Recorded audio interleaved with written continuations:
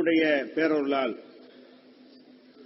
முஹம்மது ஸல்லல்லாஹு அலைஹி வஸல்லம் அவர்கள் அல்லாஹுடைய திருத்தூதர் என்பதை அதன் முழு பரிமாணத்தோடு மக்களுக்கு புரிய வைப்பதற்காக அனைத்து மாவட்டங்களிலும் இதுபோன்ற மாநாடுகளை நாம் நடத்தி கொண்டு வருகிறோம். இந்த கடையநல்லூர் மாநாட்டிலே தடைகளை தகர்த்து எறிந்து தலை நிமிர்ந்த தௌஹீத் என்ற தலைப்பு எனக்கு தரப்பட்டிருக்கிறது.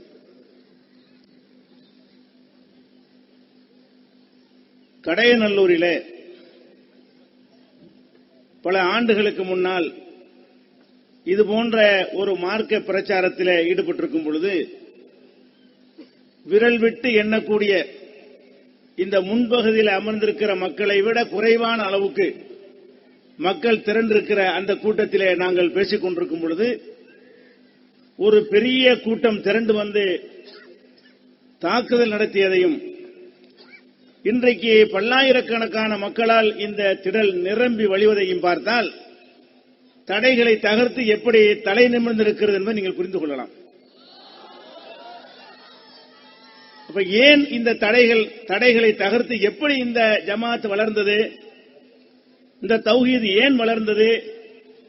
பல இயக்கங்கள் பல கொள்கைகள் நாட்டில் இருக்கின்றனவே, அவைகளை எல்லாம் பின்னுக்கு தள்ளிவிட்டு இந்த கொள்கை மாத்திரம் ஏன் நாளுக்கு நாள் தாறுமாறாக வளர்ந்து கொண்டே இருக்கிறது? இந்த கொள்கைக்குத்தானே அதிகமான எதிர்ப்பும் அதிகமான முட்டுக்கட்டைகளும் அதிகமான தொல்லைகளும் கொடுக்கப்படுகிறது. அப்படி இருந்தும் இந்த தௌஹீத் ஏன் தலை நிமிர்ந்து வந்திருக்கிறது? இதை விளக்குவதற்குத்தான் இந்த தலைப்பு. முதலாவதாக நாம் தெரிந்து கொள்ள வேண்டிய விஷயம் என்னவென்றால், இந்த தௌஹீத் என்கிற இந்த கொள்கை நபிமார்கள் சொன்ன கொள்கை. நபிமார்களை அல்லாஹ் அனுப்பியதே இந்த ஒரு கொள்கையை சொல்வதற்குத்தான். அல்லாஹுவை வணங்குங்கள், அவனுக்கு இணை கற்பிக்காதீர்கள். ஊபுதுல்லா வலா துஷ்ரிகு பிஹி ஷையா, நீங்கள் அல்லாஹுவை வணங்க வேண்டும், அவனுக்கு எதையும் இணையாக ஆக்கக்கூடாது. இதுதான் தௌஹீத். இதை சொல்வதற்குத்தான் அல்லாஹ் எல்லா நபிமார்களையும் அனுப்பினான். இந்த ஒரு கொள்கையைத்தான் எல்லா நபிமார்களும் அடிப்படையாக வைத்து மக்களுக்கு சொன்னார்கள். அப்ப நபிமார்கள் எல்லாம் இந்த கொள்கையை சொல்லும் பொழுது இப்ப நாம் சில தடைகளை எதிர்கொள்கிறோமே, இது போன்ற தடைகளை, இதைவிட அதிகமான தடைகளை அல்லது இதைவிட குறைவான தடைகளை அந்த நபிமார்களும் சந்தித்திருக்கிறார்கள். எல்லா நபிமார்களும் இந்த கொள்கையை சொல்லும் பொழுது உடனே ஊரே உலகமே திரண்டு எதிர்ப்பார்கள். அந்த கொள்கை நாம் சொல்லுகிற காரணத்தினால் நாமும் எதிர்க்கப்படுவது தடுக்கப்படுவது ஆச்சரியமான விஷயம் இல்லை. ஆனா ஏன் இந்த கொள்கையை மாத்திரம் எதிர்க்கிறார்கள்? எவ்வளவு கொள்கையில் இருக்கிற தௌஹீதுங்கிற இந்த ஒரு கொள்கைக்கு மாத்திரம் ஏன் உலகமே திரண்டு எதிர்ப்பு காட்டுகிறார்கள் என்று சொன்னால், இந்த தௌஹீது கொள்கையுடைய அடிப்படை என்னவென்றால், அல்லாஹுவை வணங்குங்கள் என்று சொல்லாமல் அல்லாஹுவை தவிர யாரையும் வணங்கக்கூடாது என்ற அடிப்படை தான் இது காரணம். அல்லாஹ் வணங்கன்னு சொன்னோண்டு வைங்களேன், யாரும் எதிர்க்க மாட்டான். வணங்கினா வணங்கிட்டு போட்டு போயிடுவான். அதை வணங்காத, இதை வணங்காத, இதை வணங்காத என்று சொல்லி அவனுடைய தவறான வணக்கங்களையும் கடவுள் கொள்கைகளையும் எதிர்த்து சொல்லும் பொழுது, அங்க இருக்கிற மக்களை நீங்கள் வென்றெடுக்க முயற்சிக்கும் பொழுது அங்கிருந்து எதிர்ப்புகள் வருகிறது. அப்ப அல்லாஹ்வை வணங்குங்கள் என்று சொல்வதில் எதிர்ப்பு வராது. அல்லாஹ்வை தவிர எதையும் வணங்கக்கூடாது என்ற ஒரு எதிர்மறை கொள்கையை இந்த தௌஹீத் அமைந்திருக்கிற காரணத்தினால் லா இலாஹ இல்லல்லாஹ் என்ற கலிமாவே அப்படித்தான் அமைந்திருக்கிறது. வணக்கத்திற்கு உரியவன் அல்லாஹ்வை தவிர யாரும் இல்ல அப்படின்னா என்ன அர்த்தம்? இது கடவுள் இல்ல, அது கடவுள் இல்ல, மனுஷன் கடவுள் இல்ல, யானை கடவுள் இல்ல, கழுத கடவுள் இல்ல, மரம் கடவுள் இல்ல, சூரியன் கடவுள் இல்லை என்று சொன்னால் அதையெல்லாம் யாரெல்லாம் கடவுளாக நினைக்கிறார்களோ அவர்களுக்கு ஆத்திரம் வரும்ல, அவங்களுக்கு எதிர்ப்பை காட்டுவார்கள் இல்லையா?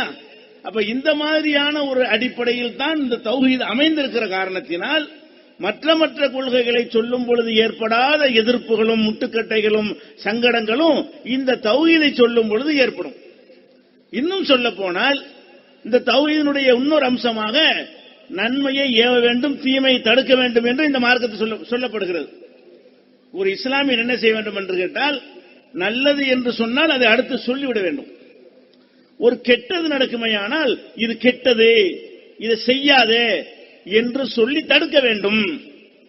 இப்ப நன்மையை ஏவி தீமையை தடுத்தால் எதிர்ப்பு வருமா? ஒருத்தன் தீமையான காரியத்தை செய்யும் பொழுது நம்ம பாட்டுக்கு போய்கொண்டே இருந்தால் எதிர்ப்பு வராது.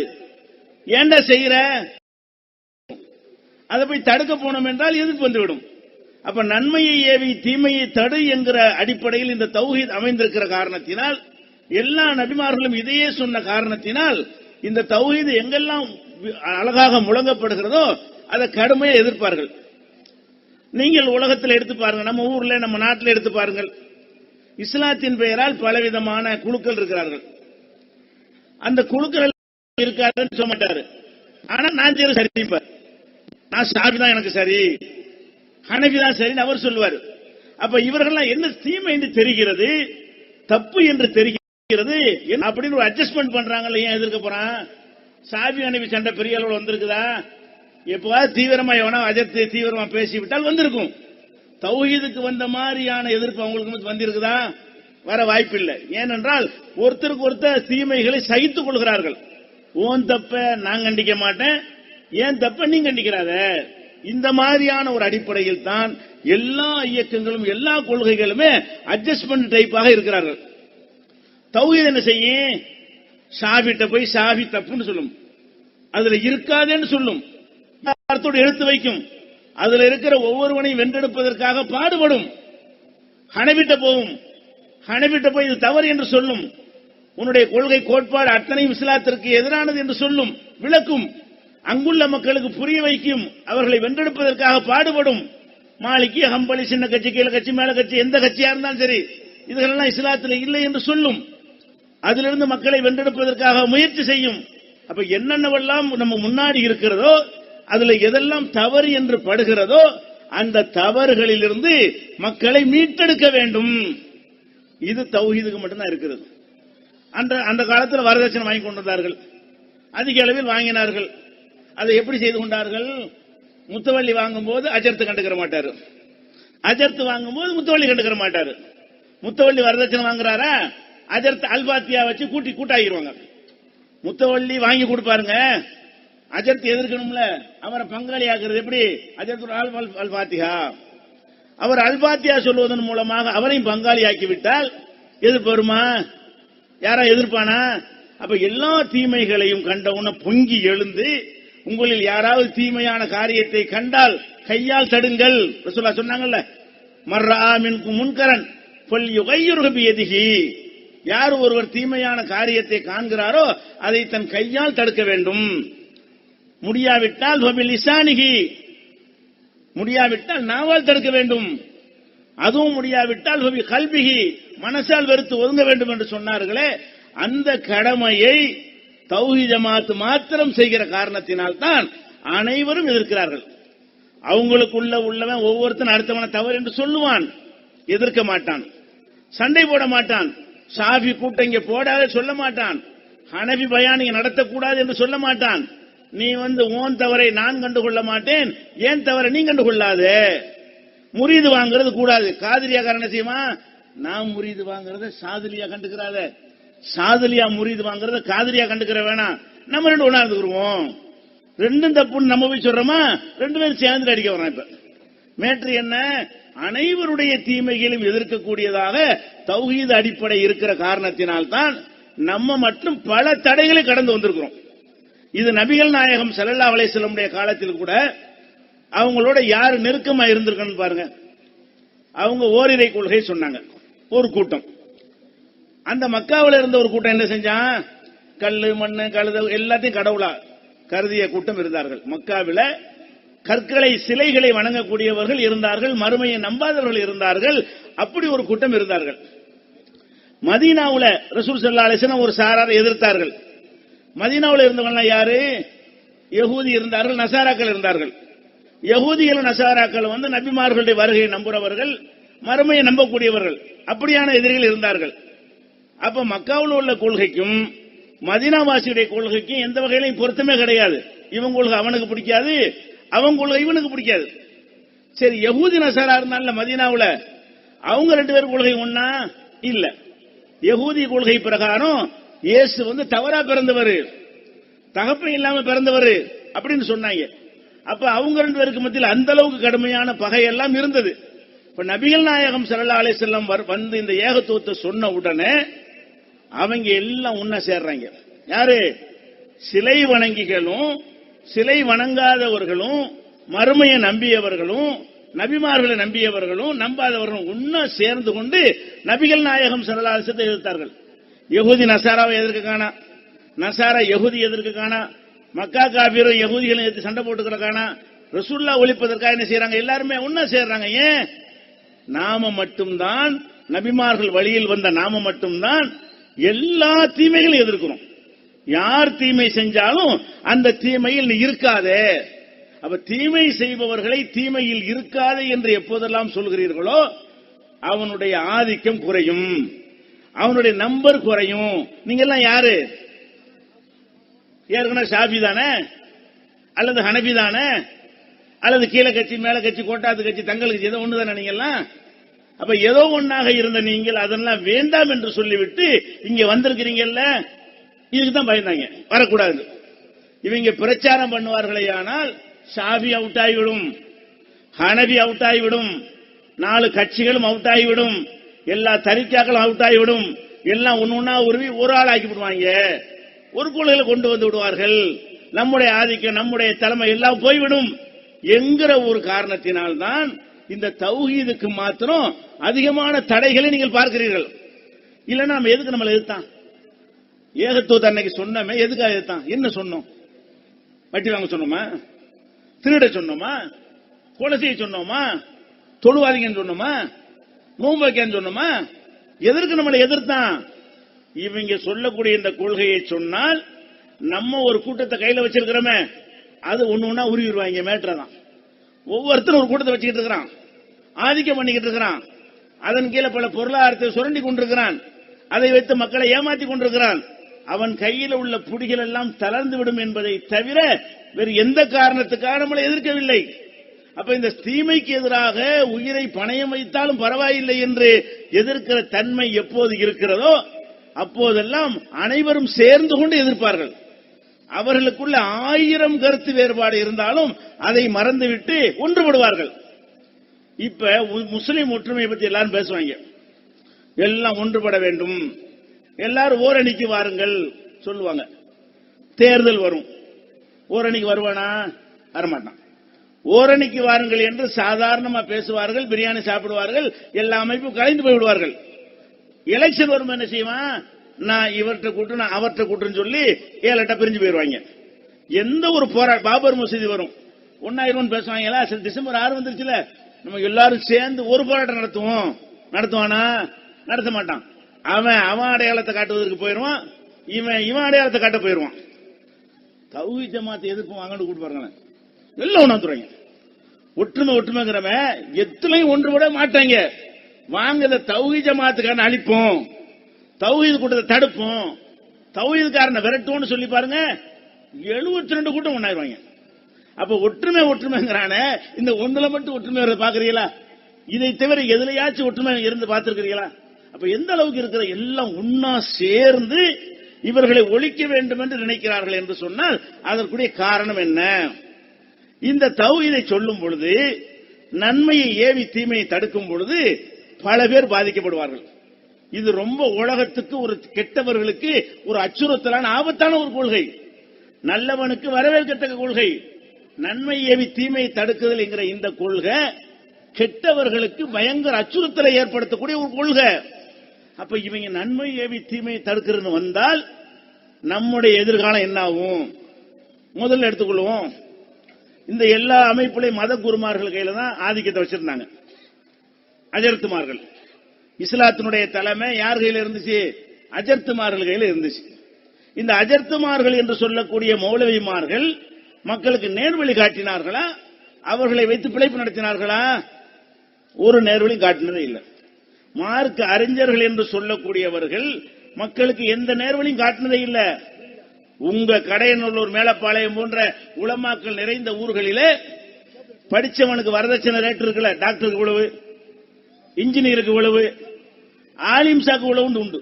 எங்க உங்க பகுதிகளில் நாங்கள் எல்லாம் இளைஞர்கள் இப்ப இருக்காங்க, அப்படி இப்பவும் இருக்கு. ஆலிம்சாக்கு ரேட் இருக்கா? வரதட்சணை கம்மியாச்சு. இப்ப நாங்கள் எல்லாம் இந்த பிரச்சாரத்தை கையில் எடுத்த காலத்துல டாக்டருக்கு இவ்வளவு, இன்ஜினியருக்கு இவ்வளவு, அசர்த்துக்கு இவ்வளவு இருக்கும்.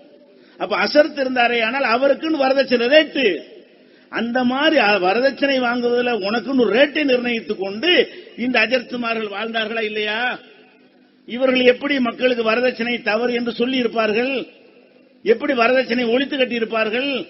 எல்லா விதமான தீமையில் நடக்கக்கூடிய ஆடம்பர திருமணங்களில் இவர்கள் பங்கெடுத்துக் கொண்டார்களா இல்லையா? இப்பவாச்சு திருமணங்கள் ஓரளவுக்கு அனாச்சாரங்கள் குறைந்திருக்கிறது எல்லா பகுதியிலையுமே. அப்போலாம் திருமணம் எப்படி நடக்கும்? மேல தாளம், ஆடல், பாடல், கூத்து, கும்மாளம், விடிய விடிய குதிரையில ஏற்றி சுத்தி வச்சு என்னென்னவோ பண்ணுவாங்க. 99% இஸ்லாத்துக்கு எதிரானது. அந்த கல்யாணத்தை போய் நடத்தி வைப்பவர் யாரா இருப்பாரு? அஜர்த்தா இருப்பாரு. ராத்திரி 1:30 மணி 2 மணிக்கு நடத்துவாங்க. எங்க பகுதியில் கல்யாணம், மாப்பிள்ளை ஊர் புறம் சுத்திட்டு வரும். இது எந்த இஸ்லாத்துல இருக்குன்னு கேட்க மாட்டாரு, இப்படி மார்க்கத்தில் உண்டான்னு சொல்ல மாட்டாரு. அப்ப குதிரையில ஏற்றி வச்சு அவர் ஊர் புறம் சுத்தி வச்சு, இன்னும் சொல்ல போனா நாவரணிபா கச்சேரி, அந்த கச்சேரி எல்லாம் வைத்து நடத்துவார்கள் வசதியானவர்கள். வெடியெல்லாம் விடுவார்கள், வான வெடிக்கலாம் விடுவார்கள். திருமணத்தில் குறவங்க ஒருத்தி டான்ஸ் எல்லாம் வைப்பார்கள் பல ஊர்கள்ல. அந்த திருமணங்களை ஐயரா நடத்தி வைப்பாரு, அஜர்த்தா நடத்துவார். இந்த திருமணங்கள் எல்லாம் போய் நடத்துறவர் யாரு? அஜர்த்து. அப்ப அஜர்த்து என்ற மதகுரு என்கிற ஒரு போரை வைத்துக் கொண்டு எனக்கு தர வேண்டிய காசு வந்து விடும் என்றால், நீ மார்க்கத்தை மீறினாலும் நான் அதை அங்கீகரிப்பேன், அதை நடத்துவேன், அது தீமை என்று சொல்ல மாட்டேன், புறக்கணிக்க மாட்டேன் என்று மார்க்க அறிஞர்கள் நடந்தார்களா இல்லையா? நடந்தார்கள். அது மாத்திரம் இல்லாம எந்த ஒரு மார்க்க விஷயத்தை செய்வதாக இருந்தாலும் பணத்தை எதிர்பார்க்காம செய்ய மாட்டார்கள். ஒரு பேர் வைக்கணும், மார்க்கத்தில் அஜர்த்து அவசியம் இல்லை, சரி அவசியம்னு வச்சுக்கிடுவோம். சும்மா போய் பேர் வச்சிட வேண்டியதான? பேர் வைக்கிறது அவரவர் வச்சுட்டு போயிடலாம், அதான் சரியான முறை. சரி அஜர்த் தான் வரணும் என்று சொன்னால் அஜர்த் என்ன செய்யணும்? மார்க்க தொண்டு செய்தானே வந்திருக்கிறாரு, பேரை வச்சுட்டு உங்க பிள்ளை நல்லா இருக்கட்டும் சொல்லி எனக்கா போயிருக்காரா? போக மாட்டார். அதே மாதிரி கல்யாணம் பண்றோம், நம்ம தான் பண்ணிக்கணும், சம்பந்தப்பட்ட 2 பேர் தான் பண்ணிக்கொள்ள வேண்டும், 2 குடும்பத்தாரு 2 பேர் சாட்சியா இருக்கணும், நம்ம எல்லாம் பார்வையாளர் உட்கார்ந்து இருக்கணும், அவ்வளவுதான் விஷயம். ஆனாலும் அஜர்த்து தான் வந்து நடத்தணும் வச்சிருக்கீங்கல்ல, சரி வச்சுட்டு போங்க. கல்யாணத்தை நடத்திட்டு காசமா போயிருக்கீங்களா? கல்யாணம் பண்ண வந்தா அதுக்கு காசு, இளவு வீட்டு ஜனாசாவுக்கு வந்தா அதுக்கு காசு, பேர் வைக்க வந்தா அதுக்கு காசு, வயசுக்கு வந்து அதுக்கு காசு. இப்படி எந்த ஒரு காரியத்தை இஸ்லாத்தின் பெயரால் செய்தாலும் அது மார்க்கத்துக்கு செய்யறதா இருந்தா நீங்க காசு வாங்கலாமா? இங்க மார்க்கத்தில் உள்ளது என்று நீங்க நினைத்தீர்களே, ஆனால் மார்க்கத்தில் உள்ள ஒரு கடமையை செய்வதற்கு மக்கள்கிட்ட கூலி கேட்கிறீங்க. இப்படி எல்லாம் செய்து கொண்டிருந்தார்கள். இது மார்க்கத்தில் இல்ல இல்லை என்று ஒருத்தன் கொடுத்த கணிச்சுக்கிட்டானா? இல்ல. இதெல்லாம் இல்லைன்னு சொல்லக்கூடிய முதல் ஜமாத்தாக தமிழகத்தில் தௌஹீத் ஜமாத்தா களமிறங்குது. இந்த ஏகத்துவ கொள்கையில் உள்ளவங்க தான் என்ன செய்யறாங்க? இது அவங்களுக்கு தெரியும், அஜர்த்துமார்களுக்கு இவங்களை விட்டோம்னு சொன்னா இது எல்லாத்துக்கும் சாவமணி அடிப்பாங்க, கத்தம் போயிரும், பாத்தியா போயிரும், சட்டிக்கு பாத்தியா, எதுக்கும் பாத்தியா.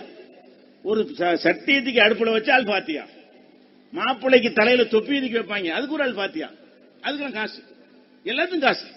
கல்யாணத்துக்கு பந்தல் போடுவார்கள், அந்த பந்தக்கால ஊண்டுவார்கள், ஊண்டும் போது பாத்தியா பாருங்க போய்கிட்டு. எதுக்குத்தான் பாத்தியான்னு கணக்கு இல்ல.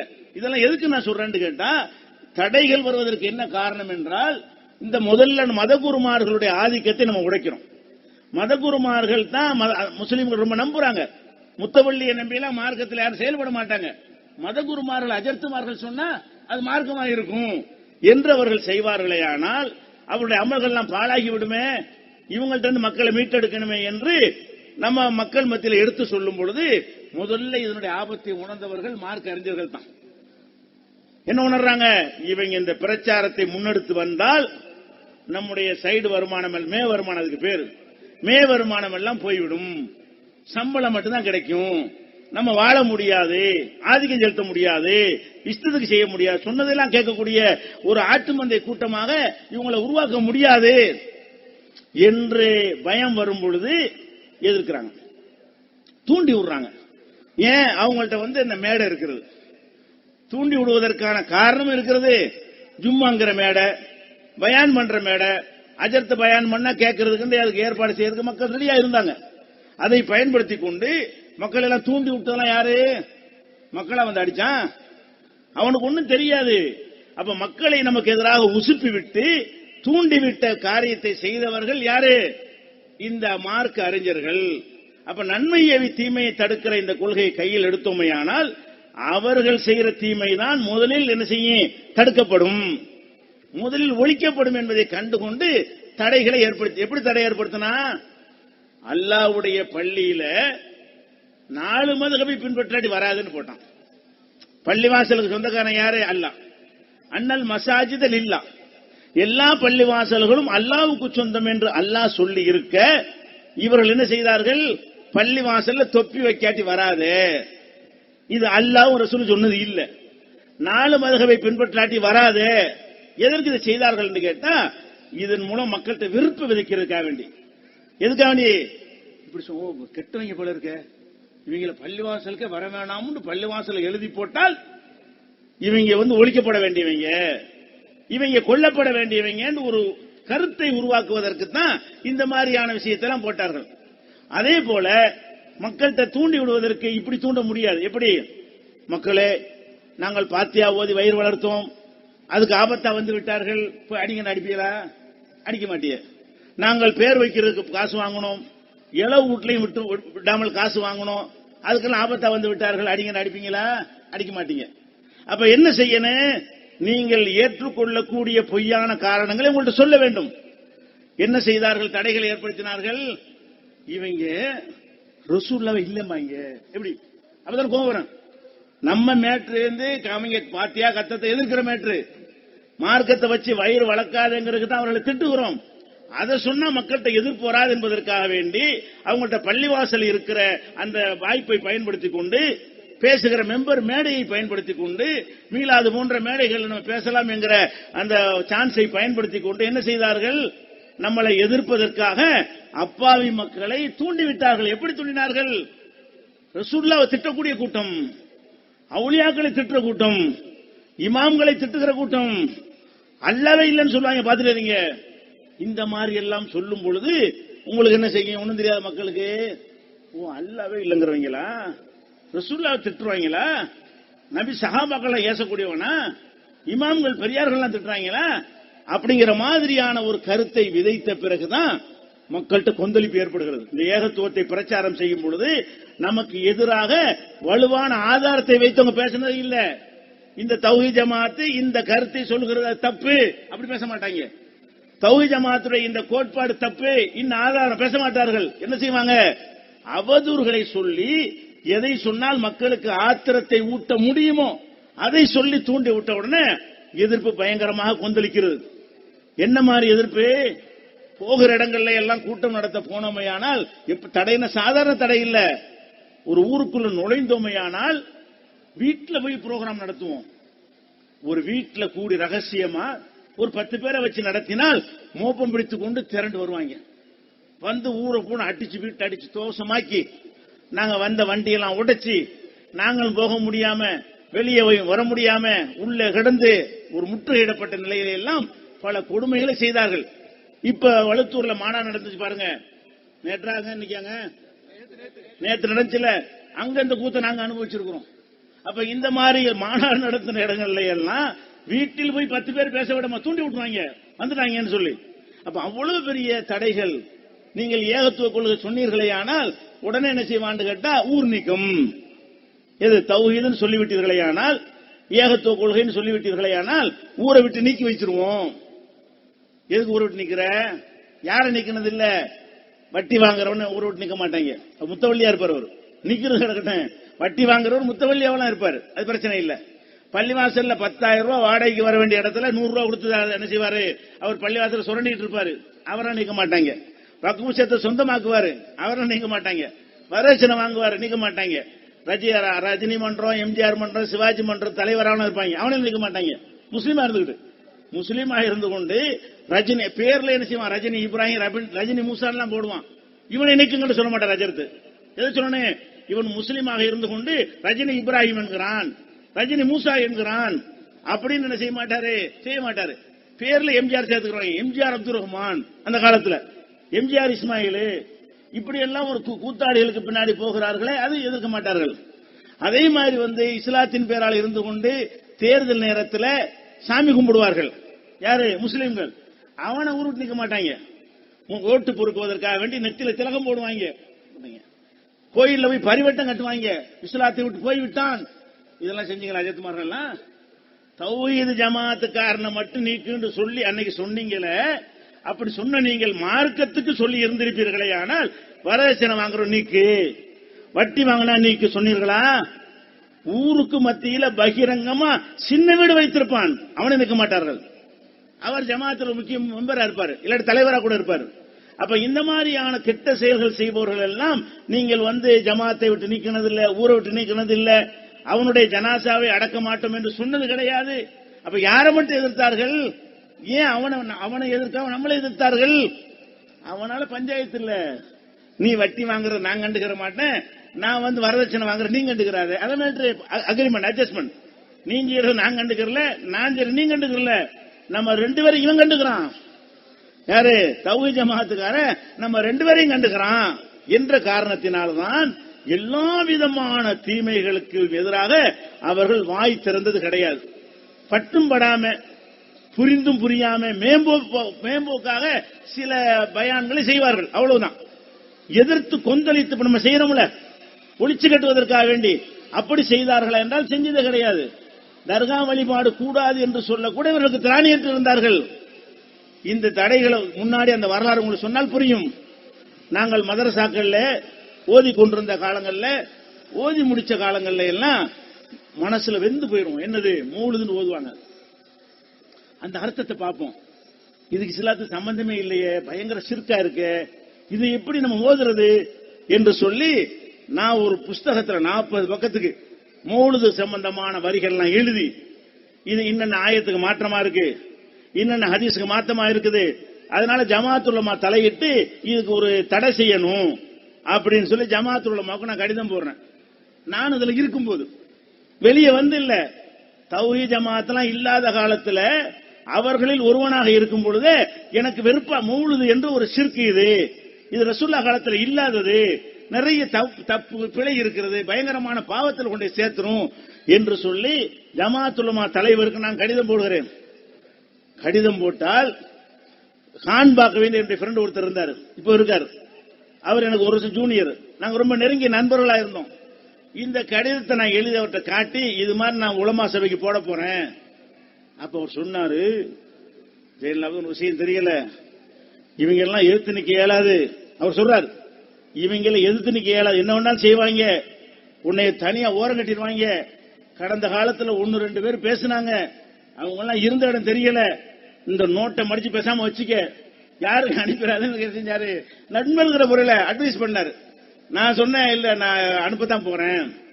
அனுப்பின உடனே தான் என்ன செய்யறாங்க, கூடி நான் கேள்வியில கேட்டிருக்கிறேன், தவறு செய்து உடனே ஜமாத்துல் உலமா கூடி இந்த வழிமார்கள் மௌலிதுக்கெல்லாம் எதிராக ஒரு கூட்டம் திரண்டு கொண்டிருக்கிறது, நாம வழிமார்கள் மாநாடு போடுவோம்னு சொல்லி தஞ்சாவூர்ல வழிமாறு மாநாடு போட்டாங்க.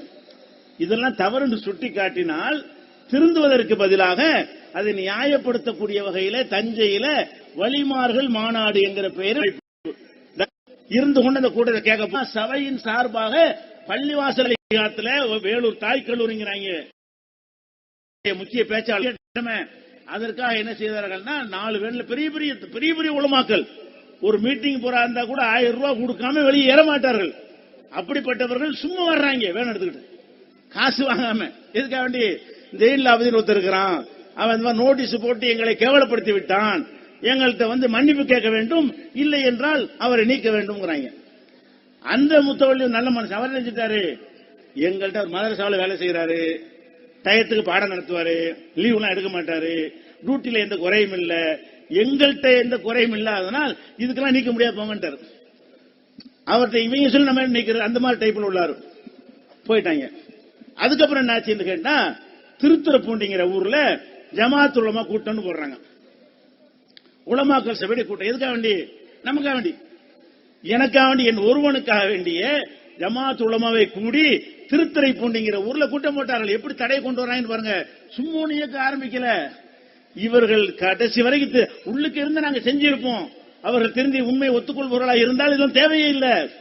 ஒரு காலத்தில் இவர்கள் தௌஹீதுக்கு வரவே மாட்டார்கள்.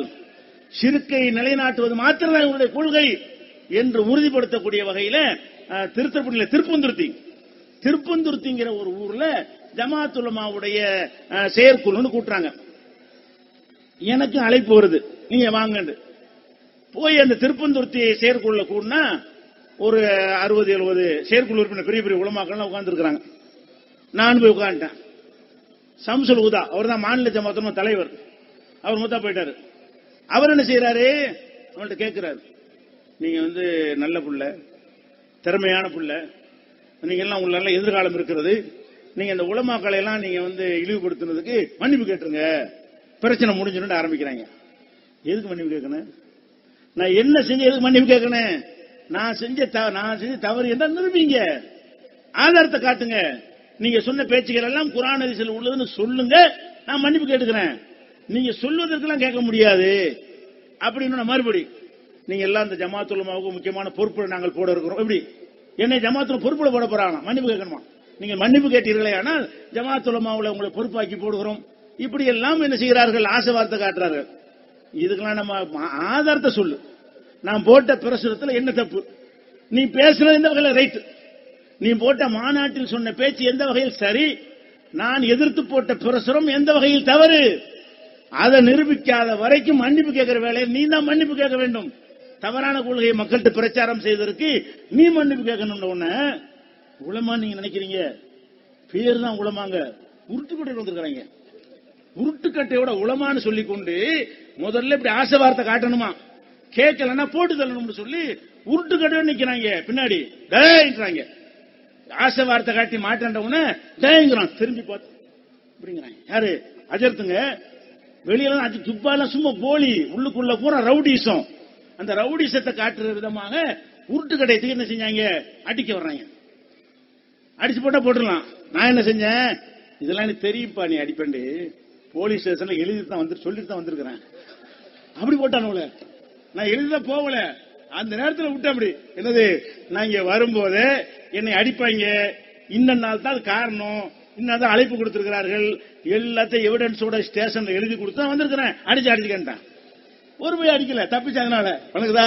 அந்த நேரத்தில் அப்படி சொன்ன பிறகு வெளியே வந்துட்டோம். எதுக்கு இது சொல்றேன்னு கேட்டா, மார்க்க அறிஞர்கள் என்கிற பெயர்ல என் ஒரு மனிதனுக்காக வேண்டி நான் என்ன செஞ்சேன், நீங்க தவறான கருத்தை சொன்னே நோட்டீஸ் போட்டேன், அவ்வளவுதான், வேற ஒன்னும் செய்யவில்லை. அப்ப இந்த ஒரு காரணத்திற்காக இவ்வளவு பெரிய முஸ்லீம் எடுத்து என்னை நீக்குவதற்கு முஸ்லீம் எடுத்து, அதுக்கப்புறம் என்னங்க என்னை அடிப்பதற்கு முஸ்லீம் எடுத்து, ஆசை வார்த்தை காட்டுவதற்கு முஸ்லீம் எடுத்தார்களே, அப்பதான் நம்ம கவனிச்சோம் இது ரொம்ப டேஞ்சரா போய் கொண்டிருக்கிறது. உலமாக்கள் என்று சொல்லிக் கொண்டு இவர்களை மார்க்க அறிஞர்கள் என்று அறவே ஏற்றுக்கொள்ள முடியாது. கண் கூடாக அதை நாங்க பார்த்து அது புரிந்து கொண்டோம். புரிந்து கொண்ட பிறகு அந்த ஊர்லயே இருந்து பிரச்சாரம் செய்து கொண்ட நேரத்தில் தான் அப்ப இது சொன்னு கேட்டா, மார்க்க அறிஞர்கள் தடைகளை எதிர்த்து வந்தோம்ங்கிறோம்ல, இப்படி வெளியே நடமாட முடியாத நிலைமை ஏற்படுத்தினார்கள். அதுக்கப்புறம் அந்த ஊரை விட்டு நாங்கள் வெளியேறி இப்ப ஊரா பிரச்சாரம் பண்ணி, அதுக்கு பிறகு இந்த நம்ம ஒரு அமைப்பு கட்டியாக வேண்டும், இனிமேல் தனி நபர்களாக இருந்தால் சரியா வராது, அமைப்பு ரீதியா செயல்படணும் இதை ஒரு முன்னெடுத்து இதை விடவே கூடாது, கடைசி வரைக்கும் உயிரே போனாலும் பின்வாங்க கூடாது என்கிற வகையில நாங்க இதுல களத்தில் இறங்கணும். இது புரிந்து கொள்ள வேண்டும். அப்ப இந்த தடைகளை தகர்த்தெறிந்த விஷயத்துல இப்படியான ஒரு தடை, ஒரு மனிதனை பள்ளிவாசலுக்கு பள்ளிவாசல் எனக்கு எதிராக நோட்டீஸ் போட்டாங்க. என்ன நோட்டீஸ் தெரியுமா? குர்ஆன்லாம் கிடையாது, கட்டைய கருப்பேன், எனவே நோட்டீஸ் திட்டி. யார் போட்டது? முஸ்தபான்னு சொல்லி இந்த வளத்தூர்ல இமாம், அவர் பேரை போட்டு, அவர் ஜமாஅத் உலமாவோட செயலாளர், அவர் பேரை போட்டு நோட்டீஸ் போடுறாரு. வெறுமனே திட்டி, வேற ஒண்ணுமே கிடையாது. கிறுக்கன், பைத்தியக்காரன், முட்டா பைய, இந்த மாதிரி இருந்துச்சே தவிர ஒரு வாதமும் கருத்தே இல்ல.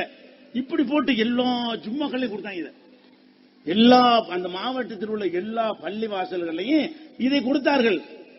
அதுக்கப்புறம் என்ன பண்ணோம், அதே தஞ்சாவூர்ல நம்ம கூட்டம் போட்டாகணும். எந்த தஞ்சாவூர்ல வலிமார்கள் மாநாடு போட்டார்களோ அதே ஊர்ல போடணும்னு நினைத்துக் கொண்டிருக்கும் பொழுது 2 சகோதரர்கள் வந்தார்கள். எங்க சங்கரம் மந்தல்ங்கிற நாங்க இருந்த ஊருக்கு நாங்க ஒரு கூட்டம் போட போறோம் தஞ்சாவூர்ல, இந்த ஷிர்கை எதிர்த்து போட போறோம் அப்படின்னு சொல்லி கேட்டார்கள். யாரு என்னாலும் தெரியாது. சரி, ஆர்வத்துல சரி வர்றோம் போங்க, என்னைக்கு டேட்டெல்லாம் கேட்டு டேட்டை கொடுத்தாச்சு. டேட்டை கொடுத்து போய் தஞ்சாவூர்ல இறங்கினா மீட்டிங் காண எந்த அறிகுறியும் காணும். பஸ் ஸ்டாண்ட்ல இறங்குறோம், ஒரு அறிகுறியும் காணும். ஒரு மைக்கெல்லாம் கட்டிருக்கணும்ல, ஒன்னுமே காணாம். ஒரு போஸ்டர் காணா, நோட்டீஸை காணா, ஒரு கூட்டம் நடப்பதற்கான ஒரு 10-20 அந்த மாதிரி காணாம். கீழே வாசல் ஒரு ஏரியாவில் போய் வச்சிருந்தாங்க. ஆட்டு மந்தை அஞ்சல்கார தெரு அந்த மீட்டிங் நடந்த இடம். சரின்னு சொல்லிட்டு நினைச்சோம்னா ஒரு முண்டாசு மாதிரி கட்டிக்கிட்டு அடையாளம் தெரியாம அந்த இடம் வரைக்கும் போய் பார்த்துருவோம் அப்படின்னு சொல்லிட்டு நாங்க 2 பேரு போறோம். போனா அந்த இடத்துல சின்ன ஒரு டேபிள் போட்டு தெருவுல இருந்துச்சு, கூட்டம் போட்டுருந்தாங்க அந்த பசங்க. சின்ன போட்டு டேபிள் தரையில போட்டு இந்த மாதிரி டேபிள் போட்டு ஒரு சேரை போட்டு வச்சிருந்தாங்க. அதான் ஃபர்ஸ்ட் கூட்டம் அந்த ஒளிமாறல் மாநாட்டுக்கு எதிராக தஞ்சாவூர் நடந்த கூட்டம். ஒரு 20-25 பேர் முன்னாடி உட்கார்ந்து இருந்தாங்க. அப்ப அவங்க என்னோடலாம் பேசினார்களோ அதையெல்லாம் எதிர்த்து குர்ஆனை செருப்பில் விலக்கி கூட்டத்தை போட்டோம். இப்படியாக ஒவ்வொரு ஊர்லையும் இதை கேள்விப்பட்டு மக்கள் அழைக்க ஆரம்பித்த பிறகுதான் இந்த தௌஹீதுடைய வளர்ச்சி கொஞ்சம் கொஞ்சமாக நாளுக்கு நாள் வளர்ந்தது.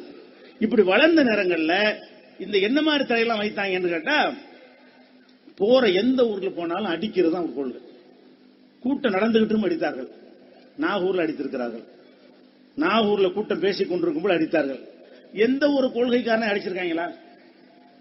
இந்து முன்னணிக்காரமே கூட்டம் போடுவான், திட்டுவான், அங்க போய் அடிக்க தைரியம் கிடையாது. இஸ்லாத்தை பத்தி திட்டுவான், நபிகள் நாயத்தை திட்டுவான். அந்த கூட்டங்கள் எல்லாம் அந்த தெருக்களில் நடக்கும். அதற்கு எதிராக வாயை திறக்க மாட்டார்கள். தௌஹீத் ஜமாத் சார்பாக நம்ம போறோம் என்று சொன்ன உடனே திரண்டு வந்து அடிப்பார்கள். முத்துப்பேட்டையில் அடித்தார்கள், இந்த ராஜகிரிங்கிற ஊர்ல அடித்தார்கள், கடைநூலில் அடித்தார்கள், மேலப்பாறையில் அடித்தார்கள், இணையங்கிற கன்னியாகுமரி மாவட்டத்தில் அங்க அடித்தார்கள். இப்படி பல ஊர்களில் போற ஊர்களில் திருவிதாங்கூர்ல அடித்தார்கள். பல ஊர்களில் கூட்டம் போட போனோம்னு சொன்னா கோயமுத்தூர்ல பலமுறை அடிச்சவன ஓடி விடுவார்கள், ஒதுங்கி விடுவார்கள் நினைத்தார்கள். அடிக்க அல்லாஹ் என்ன செஞ்சான்னு கேட்டா, நமக்கு உறுதியை தந்தான், மக்களும் புரிந்து கொள்ளக்கூடிய. ஏன் அடிக்கிறாங்க? கருத்து இருந்தா கருத்து சொல்ல வேண்டியதானே, விளக்க வேண்டியதானே, தவற புரிய வைக்க வேண்டியதானே அப்படின்ற சிந்தனை மக்களுக்கு ஏற்படுத்தினது இவங்களுடைய அடாவடித்தனம் தான். இப்படி எல்லா ஊர்களையும் இந்த அடி தௌஹீதுன்னு சொன்னாலேயே அடிக்கணுங்கிற ஒரு நிலையை உண்டாக்கினார்கள். மூத்தா போனால கூட அடக்க முடியாத அளவுக்கு பல ஊர்களில் நீங்க எல்லாம் கஷ்டப்பட்டிருப்பீர்கள். இந்த தடைகள் எல்லாம் கடந்து வளர்ந்து ஆச்சரியமா இருக்கிறது. எப்படி வளர்ந்துச்சு? இவ்வளவு தடை. 2 பேர் இருக்க முடியாது, வீட்டுல போய் பேச முடியாது, ஒரு 10 பேர் உட்கார்ந்து பேச முடியாது. ஒளிஞ்சு நாங்க போவோம். ஊருக்கு போறான்னா முந்தின ஊர்ல இறங்கி அடுத்த பஸ்ல ஏறி எல்லாம் போவோம். ஏன் போய் சேர்ந்துருவோம், சேர்ந்து பிறகு பாத்துக்குவோம். போற இடத்துல போட்டுத்தட்டா என்ன பண்றது என்கிற மாதிரி எல்லாம் அஞ்சு பயந்து பிரச்சாரம் பண்ண அந்த காலத்தை நாங்க நினைத்து பார்க்கணும். இவ்வளவையும் தாண்டி அழிஞ்சே போயிருக்கும் அல்லாஹ்வுடைய உதவி இல்லை என்றால். இவர்கள் கொடுத்த அந்த இடைஞ்சல் முட்டுக்கட்டைகளை இறை உதவி மாத்திரம் இல்லாமல் இருந்தால், இது ஒரு பாத்திரான கொள்கையாக இருந்தால் கண்டிப்பா அழிஞ்சு போயிருக்கேன். நினையாபுரத்தில் இருந்து ஆச்சரியம் எங்கெல்லாம் விரட்டி விட்டாங்கல்லோ அங்கெல்லாம் தாறுமாறா இருக்கும். நாகூர்ல விரட்டினாங்களா, அங்க மாநாடு, பிரம்மாண்டமான மாநாடு. நாகூர் தர்கா காத்தாடுது, எல்லாம் இந்துக்கள் தான் போறாங்க, முஸ்லீம் யாரும் போறது இல்ல. அந்த அளவுக்கு அல்ல ஆக்கி விட்டான். அங்க அப்படி ஆயிடுச்சு, ராஜ்யத்தில் அப்படி ஆகிவிட்டது. போன ஊர்கள்ல எல்லா ஊர்களையும் அடிச்ச ஊர்கள்லாம் தாறுமாறா வளரக்கூடிய நிலையை பார்க்கிறோம். அப்ப இந்த தடைகள் எல்லாம் தாண்டி இந்த தௌஹீத் வளர்ந்திருக்கிறது சொன்னால் அதுக்கு என்ன காரணம்? இது அல்லாஹ்வுடைய மார்க்கம், வஹி அடிப்படையில் இயங்கக்கூடிய ஒரு கொள்கை. அல்லாஹ்வுடைய மார்க்கத்தை இவங்க சரியான முறையில் சொல்கிறார்கள். இந்த ஒரு காரணத்தினால் தான் வளர்கிறது. இதெல்லாம் போக இந்த உறுதி நமக்கு எதனால் கிடைக்கிறது? உங்களுக்கு நாளைக்கு வரும். நீ வளர்ந்துட்டீங்க, வளராத பல ஊர்கள்லாம் அவங்க பக்கத்துல இருக்கும். அங்க எல்லாம் போய் சொல்ல போகும் பொழுது அடி விழுவும், உதவுழும். 2 பேர் இருப்பான், 3 பேர் இருப்பான், ஊரை திரண்டு அடிப்பான். அப்ப நம்ம என்ன முடிவு வர வேண்டும் என்றால், இது நபிமார்களுடைய பிரச்சாரம். நபிமார்களை கொலை செஞ்சாங்களே இல்லையா? நபிமார்கள் செஞ்ச மார்க்கம் கரெக்டான மார்க்கம் தானே? அப்படி சொல்லும் பொழுது பல நபிமார்களை எதிரிகள் கொலை செய்தார்கள், பல நபிமார்களை ஊரை விட்டு வெளியேற்றினார்கள். ஷுஐப் நபி அவர்கள் போய் இந்த மக்கள்கிட்ட பிரச்சாரம் பண்ணுகிறார்கள். அப்ப என்ன சொன்னாங்க? லா நுஹ்ரிஜன்னக யா ஷுஐப், ஷுஐபே உன்னை ஊரை விட்டு வெளியேற்றிடுவோம். வல்லதீன மாக்க உன்னோடு உள்ள மக்களை வெளியேற்றுவோம். அவள தவுதுன்னு ஃபீ மில்லத்தினா, இல்லன்னா எங்க மார்க்க திரும்பிரு, உன்னை எங்க கொள்கைக்கு வந்து இல்லன்னா ஊரை விட்டு போயிரு. இதைத்தானுங்க எல்லா நபிமார்களும் சந்தித்தார்கள். நாம நபிமாருடைய கொள்கையை பிரச்சாரம் செய்வதாக இருந்தால் இது வருமா வராதா? இதை நீங்கள் மனசில் வைத்திருந்த காரணத்தினால் தான் வளர்ந்தது. நாங்கள் மாத்திரமில்லை, நீங்கள் வைத்தீர்கள். இந்த மார்க்கத்தில் யாரெல்லாம் தாயிகளாக களத்தில் நிற்கிறார்களோ அத்தனை பேர் உள்ளத்தில் என்ன இருக்கிறது? இது நபிமார்கள் சந்தித்த பிரச்சனை. அவன் நம்மளை அடிச்சாதான் நம்ம கரெக்டா இருக்கிறோம் அர்த்தம், அவன் ஊர் நீக்க செஞ்சாதான் நம்ம ஒழுங்கா சொல்லிக்கிறோம் அர்த்தம் என்கிற மாதிரியான ஒரு உறுதிப்பாடை எடுத்த காரணத்தினால்தான் இந்த தௌஹீத் அத்தனை தடைகளையும் கடந்து வளர்ந்துகிற காட்சியை பார்க்கிறோம். அதே மாதிரி என்னுடைய சொந்த ஊரில் நடந்த ஒரு அனுபவத்தை சொன்னால் உங்களுக்கு எந்த மாதிரிலாம் எதிர்ப்பு வந்து என்பதற்காக வேண்டி, நாங்க ஓதி முடிச்சுட்டு வந்த புதுசு ஊர்ல, எங்க ஊர்ல அந்தர்தீவு மௌலானான்னு ஒருத்தர் வருவார் வருஷம். அந்தர்தீவுனா கேரளா பக்கம் இருக்குன்னு நினைக்கிறேன். அந்தர்தீவு மௌலானான்னு வந்தா அவர் தான் அல்லா எங்க ஊருக்கு. எங்க ஊர் மக்களை பொறுத்தவரைக்கும் அவரு அவர் அல்லா வந்து இறங்கிட்டாருன்னு சொன்னா அவர் அந்த அளவுக்கு கொண்டாடுவார்கள். அவர் பார்த்தா புண்ணியம், அவர் கை கொடுத்தா புண்ணியம், அவர் சாப்பாடு போட்டா புண்ணியம், அப்படிங்கிற மாதிரியான அடிப்படையில் அவர் அதிகமாக மதிக்கப்பட்டு கொண்டிருக்கிறார். அப்ப 5-6 வருஷமா எங்க ஊர்ல மழை இல்லாம கடுமையான வறட்சி நிலவுகிறது. அந்த வறட்சி நிலவுற வருஷத்துல அவர் வர்றாரு. வரும்பொழுது அந்தர்தீவு மௌலானா வந்திருக்கிறார்கள். அவங்க தலைமையில ராத்திபு நடைபெறும், ராத்திபு மஜ்லிஸ் நடைபெறும், அதுல எல்லாரும் கலந்து கொள்ளுங்க ஜமாத்துல அறிவிக்கிறாங்க. அந்தர்தீவு மௌலானா கடவுளை கொண்டாடுறாங்க. அவர் எங்க ஊருக்கு வந்திருக்காரு, நான் ஊர்ல இருக்கிறேன். நான் ஊர்ல ஓதி முடிச்சுட்டு வந்த நேரம், ஊர்ல இருக்கக்கூடிய நேரத்தில் வந்து மௌலானா வந்தார்ல, வந்து என்ன செய்யறாங்க, மௌலானாட்ட மழைக்கு முறையிடுறாங்க. மௌலானா மழை இல்ல, ஒரு ராத்திப போடுங்க மழை வந்துடும் அப்படின்ட்டாரு. உடனே இவங்க ஜமாத்தை அறிவிச்சு விட்டாங்க. ராத்திபத்து ஜலாலியான்னு ஒண்ணு இருக்கு எங்க ஊர்ல, அதை நீங்கள் பள்ளிவாசல்ல ஓதணும், எல்லாரும் வந்துருங்கன்ட்டாங்க. அப்ப நான் என்ன செஞ்சேன், நான் பள்ளிவாசல்ல இருந்தேன்.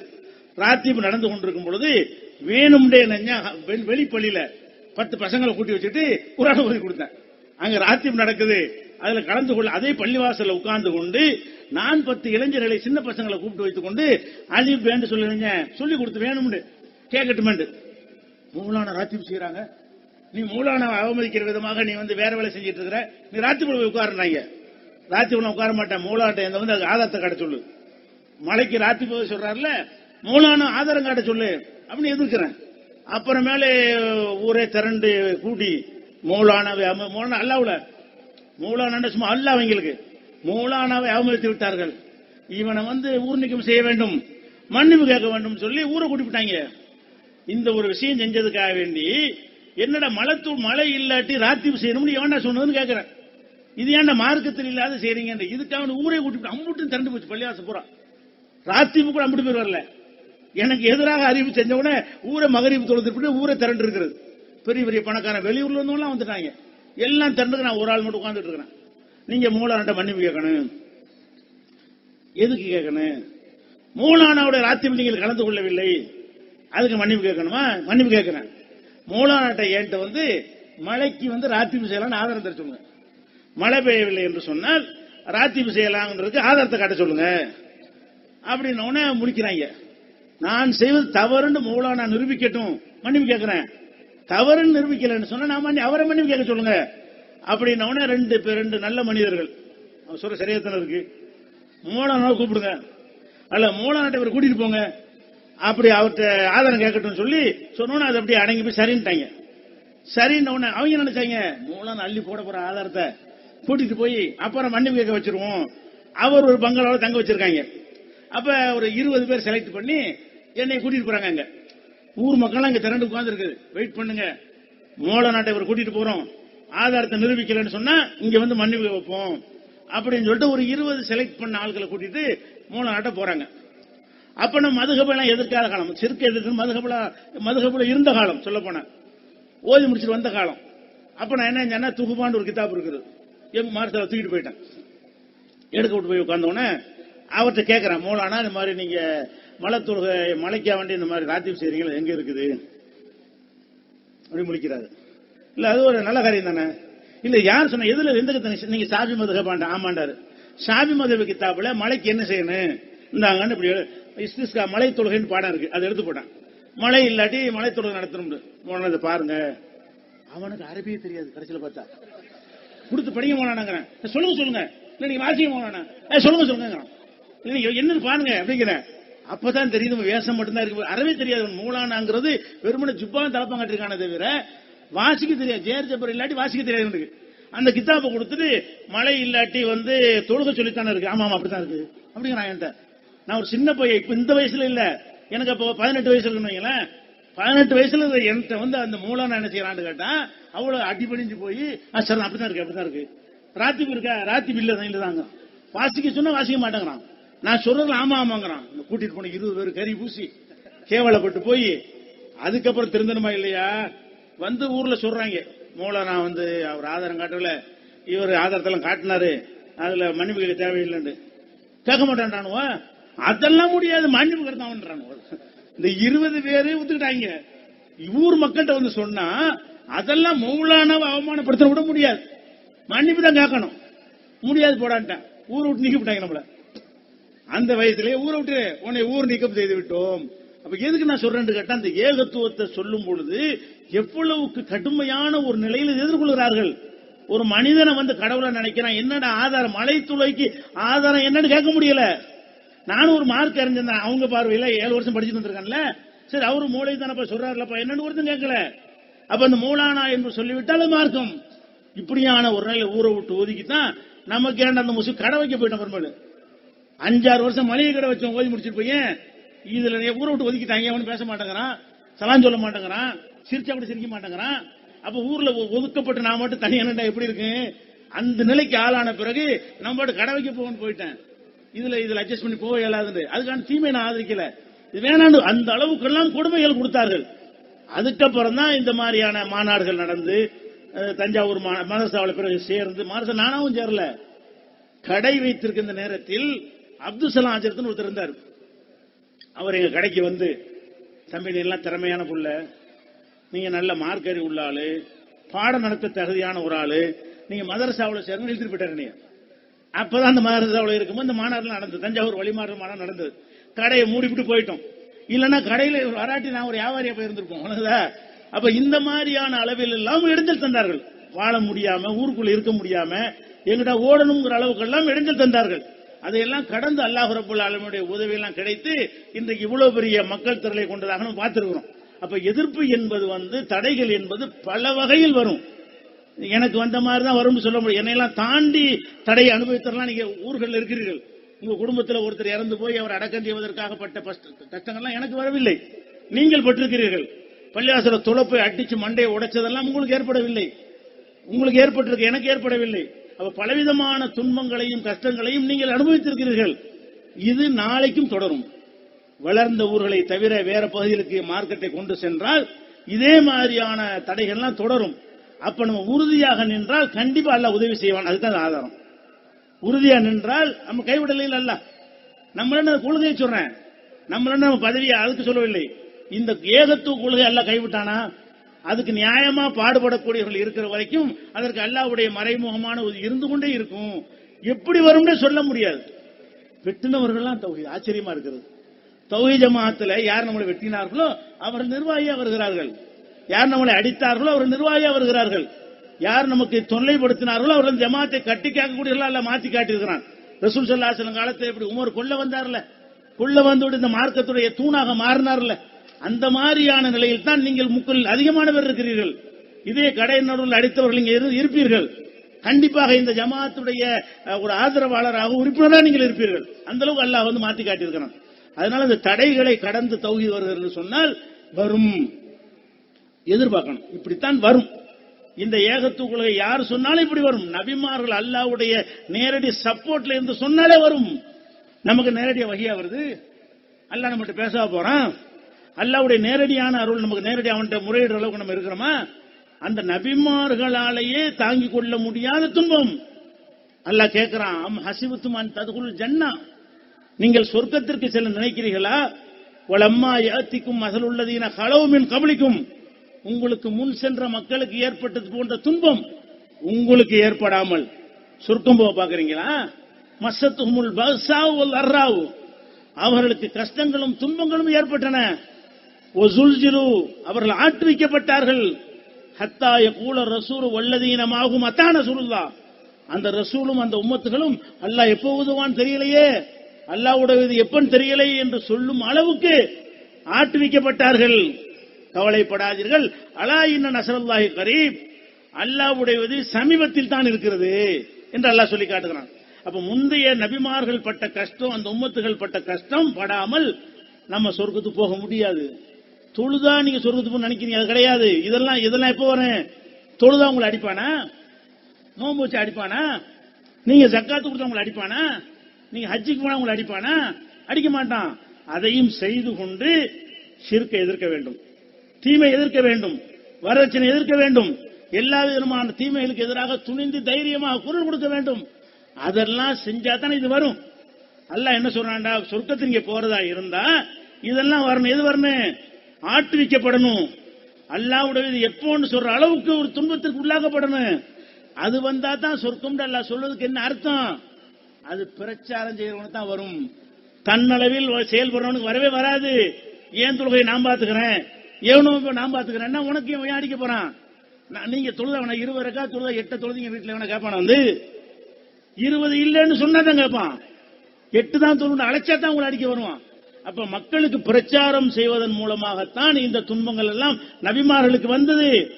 நபி இல்லாத நபி, கடைசி நபியுடைய சமுதாயம். இப்ப நபி கிடையாது. நபியின் பொறுப்பை சுமந்திருக்கிற நம்ம சமுதாயம்.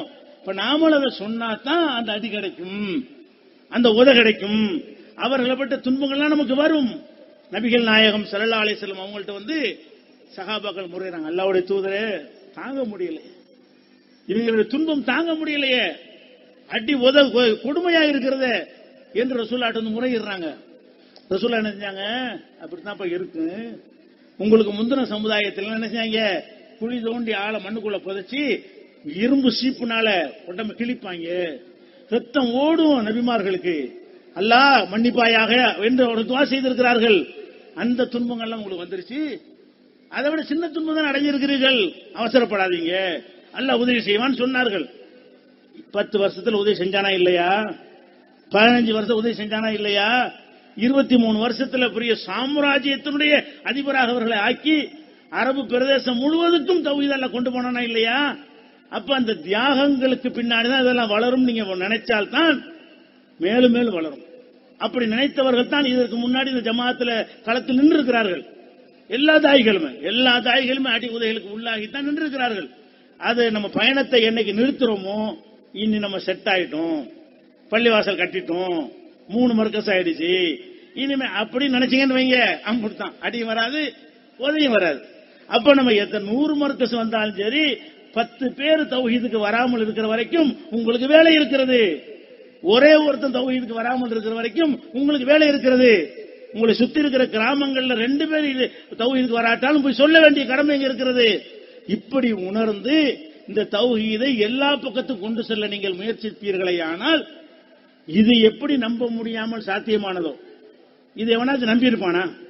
ஒரு 25 வருஷத்துக்கு முன்னாடி இந்த மாதிரி கடையநல்லூர்ல இப்படியான சிறுக்க ஒழிச்சு, கபுர வணக்கம் இல்ல, மதுகபு இல்ல, வரதட்சணை இல்ல, வட்டி இல்ல, எல்லாத்தையும் கத்தம் பாத்தியா இல்லன்னு சொல்லி இப்படி ஒரு கூட்டம் நினைச்சிருப்பானா? ஒரு கேளிக்கைக்கு வரலாம், இப்படி ஒரு கொள்கைக்காக இப்படி ஒரு கூட்டம் வரும் நினைத்திருக்க முடியாது. இது உண்டான மாதிரி இன்னும் வரவு நிறைய இருக்கணும். வளர்ந்து நினைச்சிட்டு இருக்கிறீங்க. இவ்வளவுதான மக்கள் தொகை, முஸ்லிம்களுடைய தொகை இவ்வளவுதான அந்த மாவட்டத்தில். இந்த மெசேஜ் சென்று அடையாத பல ஊர்கள் இருக்கிறது. உங்கள் அக்கம்பக்கத்து ஊர்கள் இருக்கிறது. உங்க மாவட்டத்தில் எத்தனை முஸ்லிம் கிராமங்கள் இருக்கிறது. அந்த மாதிரியான இடங்களுக்கெல்லாம் பெரிய வளர்ந்த ஊர்கள் ஒரு திட்டம் போட்டு அதை ஒரு களமாக பிரச்சாரமாக யுக்தியா எடுத்துக்கொண்டு நீங்கள் போக வேண்டும். போகும்போது அடிக்கவும் செய்வான், தயார்படுத்திக் கொண்டு போக வேண்டும். அடி வாங்குவதற்கு உங்களை பக்குவப்படுத்திக் கொண்டு போக வேண்டும். அந்த மாதிரிலாம் செய்வதன் மூலமாகத்தான் சொர்க்கத்தை அடைய வேண்டும். அப்படி அடைந்து தடைகளை தகர்த்து இன்றைக்கு தௌஹீத் தலை நிமிர்ந்து சொன்னமே, இதை இன்ஷா அல்லாஹ் ஒரு 10 வருஷத்துக்கு பிறகு இன்னொரு கூட்டம் இதே தௌஹீத் ஜமாத் என்ன செய்யணும், பேசி காட்டணும். எப்படி அன்னைக்கு கடையனூர்ல பாருங்க கூட்டம் போட்டாங்களா, அதெல்லாம் கூட்டமா அங்க பார் என்று சொல்லும் அளவுக்கு இது 100 மடங்கு கூட்ட வேண்டும். 10 ஆண்டுகளுக்கு பிறகு நம்ம கூட்டம் இந்த கூட்டத்தை சின்ன கூட்டம் என்று அவர்கள் சொல்வார்களே, ஆனால் அப்பதான் நம்ம வேலை செஞ்சு கொண்டு அர்த்தம். இதை விட குறைந்த கூட்டம் வந்துடக்கூடாது. இது மாதிரி 10 மடங்கு 100 மடங்கு கூட்டத்தை நாளைக்கு ஒரு அடுத்த ஜெனரேஷன் கூட்டி காட்டி கடையனூர்ல போட்டு எல்லா கூட்டம், அப்ப நம்ம எப்படி இருந்தோம், 5000 பேர் 10,000 பேர் இருந்தோமா, அன்னைக்கு பார் என்று சொல்லும் அளவுக்கு வளர வேண்டும். அப்படி வளரக்கூடிய, அதில் பங்கெடுக்கக்கூடிய நன்மக்களாக, அதற்கு பாடுபடக்கூடிய நன்மக்களாக, அடி உதைகள் துன்பம் எது வந்தாலும் சகித்துக் கொண்டு கடைசி வரை கொள்கைக்காகவே வாழ்ந்து கொள்கைக்காக மரணிக்கக்கூடிய நன்மக்களாக உங்களையும் எங்களையும் அல்லாஹ் ஆக்கி அருள்வானாக. வாகுர் தாவானா அல்ஹம்துலில்லாஹி ரப்பில் ஆலமீன்.